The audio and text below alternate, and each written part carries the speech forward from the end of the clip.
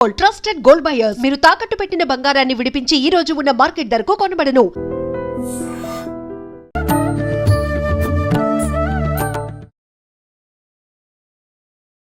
నమస్కారం, welcome to I dream. ధర్మ మార్గం విత్ విజిత కార్యక్రమానికి స్వాగతం. ప్రస్తుతం మనతో పాటు ఉన్నారు ప్రముఖ ఆధ్యాత్మికవేత్త జ్యోతిష పండితులు సుభాష్ శర్మ గారు. ఇప్పుడు గురుగారితో మాట్లాడదాం. నమస్కారం అండి. శ్రీమాత్రేనమ్మ. గురుగారు, అన్నా చెల్లెళ్ళు అక్క తమ్ముల బంధానికి ప్రతిరూపమైన ఒక పండగ ఏదైనా ఉంది అంటే అది రక్షాబంధనం, రాఖీ పండగ. మరి రాబోతోంది అతి తొందరలోనే. ఏ రోజు అంటే 9, 10 ఈ 2 రోజుల్లో ఏ రోజు అనేది చాలా మందికి సందేహంగా ఉంది. ఏ రోజున వస్తోంది, ఏం చెయ్యాలి అంటే కొన్నిసార్లు రాఖీ పలానా సమయానికి మాత్రమే కట్టాలి, ఈ సమయం నుంచి ఈ సమయంకి అని కూడా చెప్తున్నారు. అలాంటిది ఏమైనా నిర్దిష్టమైన సమయం ఉందా? అదంతా కూడా వివరించండి. తప్పకుండా తెలియజేస్తానండి. ముందుగా ప్రేక్షకులందరికీ శ్రీమాత్రే నమః, శ్రీ గురుభ్యో నమః. ఓం నమస్తే అస్తు భగవన్ విశ్వేశ్వరాయ మహాదేవాయ త్ర్యంబకాయ త్రిపురాంతకాయ త్రికాలాగ్నికాలాయ కాలాగ్నిరుద్రాయ నీలకంఠాయ మృత్యుంజయాయ సర్వేశ్వరాయ సదాశివాయ శ్రీమన్మహాదేవాయ తే నమః. పౌర్ణమి మనకు రక్షాబంధనం. అసలు యాక్చువల్లీ దీని పేరు రక్షాబంధనం, రాఖీ పౌర్ణిమని మార్చేశారు. కానీ రక్షాబంధనం ఇది కేవలము అన్నా చెల్లెల పండుగనో లేదా అక్కా తమ్ముళ్ళ పండుగ కాదు. ఇది యూనివర్సల్. యాక్చువల్లీ ఏంటంటే కేవలం కుటుంబ సభ్యుల మధ్య రక్త సంబంధికులే కాదు, ఒక భార్య భర్తకు కట్టేటటువంటి విధానాలు కూడా ఉన్నాయి.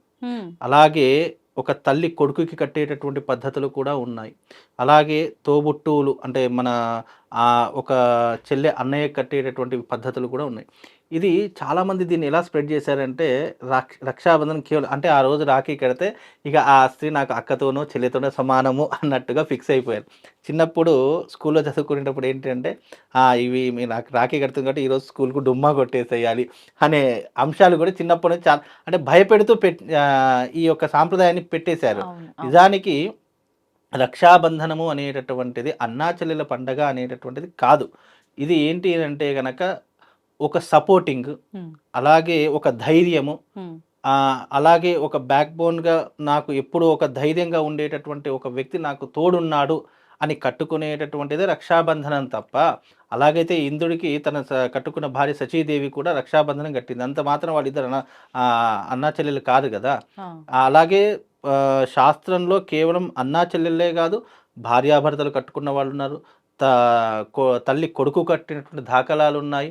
అలాగే దీంట్లో ఎంతో మంది ఎన్నో రకాలైనటువంటి విధానాలు పాటించిన వాళ్ళు, అంటే ఒకరి క్షేమం కోరుకొని కట్టేటటువంటిదే తప్ప రక్షాబంధనము ఏదో అన్నా చెల్లెళ్ళు కట్టుకుంటే ఇక అయిపోతుంది. లేదా ఈ మధ్య కాలంలో రక్షాబంధనం వచ్చిందంటే మగవాళ్ళు బయటకు వెళ్ళడానికి కూడా భయపడిపోతున్నారు, అంత దౌర్భాగ్య స్థితిలో ఉంది నిజంగా. అంటే సమాజంలో అట్లా జరుగుతుంది.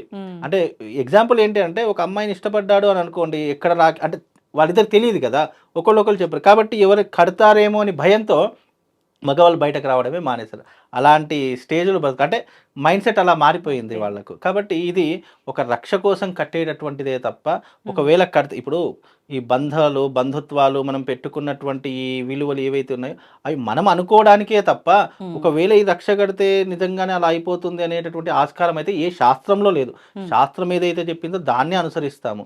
అలాగే ఈ రక్షాబంధనము మనకు 9వ తారీఖు రోజునే చేయడం జరుగుతుంది. కాబట్టి అందరూ కూడా 9వ తారీఖే జరుపుకోవాలి. ఇంకా రెండోది ఏంటి అంటే కనుక ఈ రక్షాబంధనం అనేటటువంటిది మనకు రక్ష కోసం కట్టడానికి, అలాగే ధైర్యం కోసం కట్టడానికి, అలాగే ఈ రక్ష కట్టడం ద్వారా విశేషమైనటువంటి పుణ్య ఫలితము. అంటే పుణ్య ఫలితము అంటే ఏ రకంగా అని అంటే గనక ఈ రాఖీ పౌర్ణిమ రోజున సాక్షాత్తు ఇంద్రుడు యుద్ధానికి వెళ్ళేటప్పుడు ఎన్నో రకాలైన యుద్ధాలు చేశాడు. ఎన్ని యుద్ధాలు చేసినా అపజయమే పొందాడు తప్ప జయం పొందలేదు. కాబట్టి అప్పుడు తన భర్త దిగులును చూసి ఆ సచీదేవి ఏం చేసింది అని అంటే గనక ఆ రోజున ఇంద్రుడికి అంటే స్వామివారి దగ్గర పూజించి స్వామివారిని అర్చించి ఒక రక్షను తయారు చేసింది.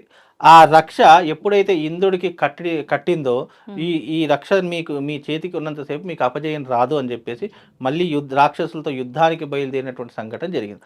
ఎప్పుడైతే ఈ రక్ష ధరించడం మొదలయ్యిందో అప్పుడు ఆ ఇంద్రుడు విజయం సాధించాడు. ఆ విజయం సాధించినటువంటి తరుణంలో ఎవరైతే రక్షను కడతారో వాళ్ళకందరికీ అండగా నేనుంటాను, అలాగే వాళ్లకు ఎలాంటి దారిద్ర్యం దరిచేరదు అని చెప్పి ఇంద్రుడు శచీదేవికి వరం ఇచ్చాడంట. అందుకే అది ఎప్పుడు జరిగింది, మళ్ళీ ఈ శ్రావణ మాసంలో పౌర్ణమి రోజున జరిగింది. అది శ్రవణ నక్షత్రయుక్తంగా జరిగింది కాబట్టి ఈ శ్రావణ మాసంలో వచ్చే పౌర్ణమి అంత ప్రాధాన్యతమైనటువంటిది శాస్త్రము. అలాగే ఈ రోజున రక్షాబంధనం కట్టుకునే ప్రతి ఒక్కరూ కూడా ఆ రోజున చేయవలసినటువంటి పద్ధతులు కొన్ని ఉంటాయి. రక్షాబంధనం చేసేటటువంటి వారికి ఎవరైతే ఉన్నారో తప్పకుండా వాళ్ళకు మంగళహారతులు ఇవ్వాలి. మంగళహారతులు ఇచ్చిన తర్వాత తప్పకుండా వాళ్లకు తిలకం ధరించి ఆ తర్వాత కూర్చొని, చాలామంది నిల్చొని రాఖీలు కట్టుకుంటున్నారు కాబట్టి నిల్చొని ఎప్పుడు కూర్చొనే రాఖీలు కట్టుకోవాలి. అది రాఖీ అంటే రక్షలను కట్టుకోవాలి అని శాస్త్రం. ఈ రకమైనటువంటి పద్ధతి ఇప్పటి నుంచే కాదు, ఎన్నో సంవత్సరాల నుంచి, ఎన్నో యుగాల నుంచి ఉంది. రానున్న కాలంలో దాని పేరు రాఖీ పండగ అని చెప్పారు తప్ప ఇది కేవలం రక్షాబంధనం పండగే తప్ప రాఖీ పండగ కాదు. రక్ష ఎవరికైనా కట్టొచ్చు, అందులో ఏమాత్రం అభిప్రాయం లేదు, ఏమాత్రం ఇబ్బంది లేదు అని అందరూ తెలుసుకోవాలి. సమయం సమయం అది చాలా మంది దీంట్లో సమయం కూడా అడుగుతున్నారు కాబట్టి సమయం అనేది అభిజిత్ లగ్నంలో కట్టుకోవచ్చు. ఆ అభిజిత్ లగ్నం ఎప్పుడు ఉంటుంది అంటే 11:24 నుండి 12:50 వరకు ఈ అభిజిత్ లగ్నం అనేటటువంటిది ఉంటుంది. కాకపోతే ఇది పర్టికులర్ సమయం అనేది అయితే ఎక్కడ చెప్పలేదు, అంటే ఈ సమయంలో కట్టుకోవాలని. రక్షాబంధనం ఎప్పుడైనా ఉదయం ప్రారంభించి రాత్రి వరకు ఎప్పుడైనా కట్టుకోవచ్చు. కొంతమంది ఆ రోజు కుదరని వాళ్ళు ఈ వారం మొత్తంలో ఎప్పుడైనా కట్టుకుంటారు, అది కట్టుకోవచ్చు అండి. నేను ఏమంటున్నది, కేవలం రక్షాబంధనం అంటే ఆ ఒక్కరోజు కట్టుకునేటటువంటిది కాదు. రక్ష అనేటటువంటిది నేను నీకు తోడున్నాను, నీ కష్టంలో నష్టంలో అన్నిట్లో నేను బాధ్యతలో అన్నిట్లో నేను తోడుంటాను అని ఒక ధైర్యం చెప్పడానికి అదొక ప్రతీక తప్ప అది కడితేనే తోడుంటారనేటటువంటి కాదు. కాకపోతే ఒక పండగ వాతావరణము, అది పురాణాల నుంచి వచ్చింది కాబట్టి ఆ రోజున రక్ష కట్టుకోవాలి కాబట్టి ఆ రోజున అది ధరించడం వల్ల ధైర్యము. అలాగే ఈ రక్షాబంధనం అయిన తర్వాత భావబీజ్ అని ఒకటి వస్తుంది. అప్పుడు అన్నలు చెల్లెళ్ళ ఇంటికి వెళ్తూ ఉంటారు, ఇప్పుడు చెల్లెళ్ళు అన్నల ఇంటికి వెళ్తారు, అంటే పుట్టింటికి వెళ్తూ ఉంటారు. కాబట్టి ఇది ఒక బంధుత్వానికి ఒక ప్రతీక తప్ప ఇంకా దీంట్లో వేరే పరమార్థం ఏమీ లేదండి. ఒక బంధుత్వానికి నిలబెట్టుకోవడానికి, అలాగే తోడుండాలి, నేను నీకు ధైర్యంగా ఉంటాను అని చెప్పుకోవడానికే ప్రతీక తప్ప అంతకు మించి ఏం లేదు. అందులో ఈ జంధ్యాల పౌర్ణమి కూడా, జంధ్యాల పౌర్ణమి అంటే ఆ రోజున ప్రత్యేకంగా యజ్ఞోపవీతాన్ని, గాయత్రి ఉపాసన చేసుకునే ప్రతి ఒక్కరు యజ్ఞోపవీతం మార్చుకునేటటువంటి సమయము. యాక్చువల్ దీంట్లో జంధ్యాల పౌర్ణిమ, రాఖీ పౌర్ణిమ రెండు ఒకటే రోజు. ఆ రోజున ఉదయకాలం ఎవరైతే యజ్ఞోపవీతం ధారణ చేస్తున్నారో వాళ్ళందరూ కూడా కొత్త జంజం వేసుకోవడం కూడా ఆ రోజు ప్రతీక అని శాస్త్రం చెప్పిందమ్మా. ధన్యవాదాలండి. తవ్వుతూనే శివలింగం సరే దాన్ని అట్లా కప్పేసేయండి, చూపించదండి. మూర్తి పూజ కాదు, సాక్షాత్ బ్రజేంద్ర నందన భగవాన్ ఉన్నారు మూర్తిలో. ఏమీ ఆశించకుండా ఆరాధించే వాళ్ళు కూడా ఉన్నారా ప్రభుజీ? నిజమైన భక్తి అంటే మనకు తెలియదు కాబట్టి